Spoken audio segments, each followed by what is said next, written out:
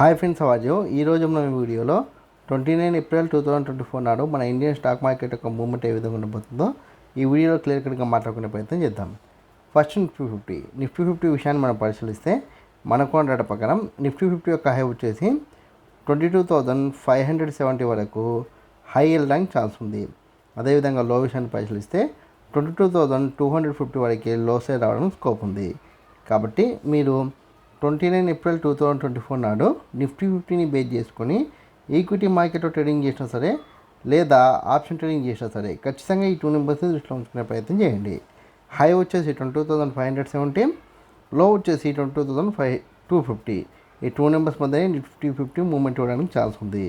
దాని తర్వాత మనకున్న మరొక ఇండెక్స్ ఏదంటే కనుక బ్యాంక్ నిఫ్టీ విషయాన్ని మనం పరిశీలిస్తే మనకున్న డేటా ప్రకారం బ్యాంక్ నిఫ్టీ యొక్క హై వచ్చేసి 48,500 గాను, లో వచ్చేసి 47,850 గాను నమోదు కావడానికి ఛాన్స్ ఉంది. కాబట్టి మీరు 29 ఏప్రిల్ 2024 నాడు బ్యాంక్ నిఫ్టీని బేస్ చేసుకొని ఆప్షన్ ట్రేడింగ్ చేస్తే ఖచ్చితంగా ఈ 2 నెంబర్స్ దృష్టిలో ఉంచుకునే ప్రయత్నం చేయండి. హై వచ్చేసి 48,500, లో వచ్చేసి 47,850. ఈ 2 నెంబర్స్ మధ్యనే బ్యాంక్ నిఫ్టీ మూవ్మెంట్ ఇవ్వడానికి ఛాన్స్ ఉంది. దాని తర్వాత మనకున్న మరొక ఇండెక్స్ ఏదంటే కనుక ఫిన్ నిఫ్టీ విషయాన్ని మనం పరిశీలిస్తే మనకు డేటా ప్రకారం ఫిన్ నిఫ్టీ యొక్క హై వచ్చేసి 21,500 గాను, లో వచ్చేసి 21,200 గాను నమోదు కావడానికి ఛాన్స్ ఉంది. కాబట్టి మీరు 29 ఏప్రిల్ 2024 నాడు ఫిన్ నిఫ్టీని బేస్ చేసుకొని ఆప్షన్ ట్రేడింగ్ చేస్తే ఖచ్చితంగా ఈ 2 నెంబర్స్ని దృష్టిలో ఉంచుకునే ప్రయత్నం చేయండి. హై వచ్చేసి 21,500, లో వచ్చేసి 21,200. ఈ 2 నెంబర్స్ మధ్యనే ఫిన్ నిఫ్టీ మూవ్మెంట్ ఇవ్వడానికి ఛాన్స్ ఉంది. దాని తర్వాత మీ అందరికి వచ్చే కామెంట్ ఒకటి ఏంటంటే ఓవరాల్గా 29 ఏప్రిల్ 2024 నాడు మన ఇండియన్ స్టాక్ మార్కెట్ మూవ్మెంట్ ఎలా ఉండొచ్చు డౌట్ మీకు రావచ్చు.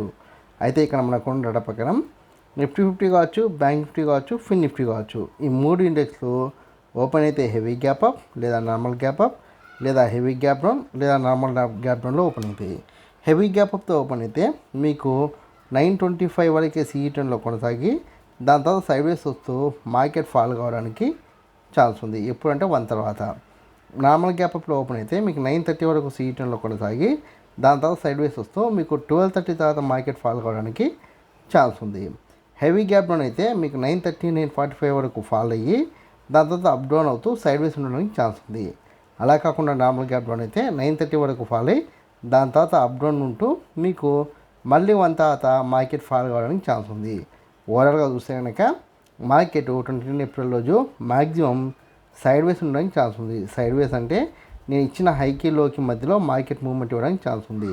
అలా కాని సందర్భంలో మార్కెట్ బేరిష్ ట్రెండ్ అంటే ఫాల్ కావడానికి ఛాన్స్ ఎక్కువ కనిపిస్తుంది. కాబట్టి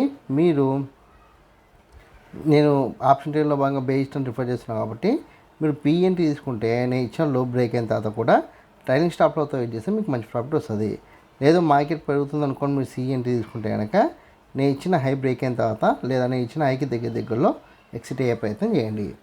ఈ వీడియో కనుక మీకు నచ్చినట్లయితే లైక్ చేయండి, కామెంట్ చేయండి, షేర్ చేయండి. ఛానల్ని మటుకు ఖచ్చితంగా సబ్స్క్రైబ్ చేసుకోండి. జై హింద్, వందే మాతరం.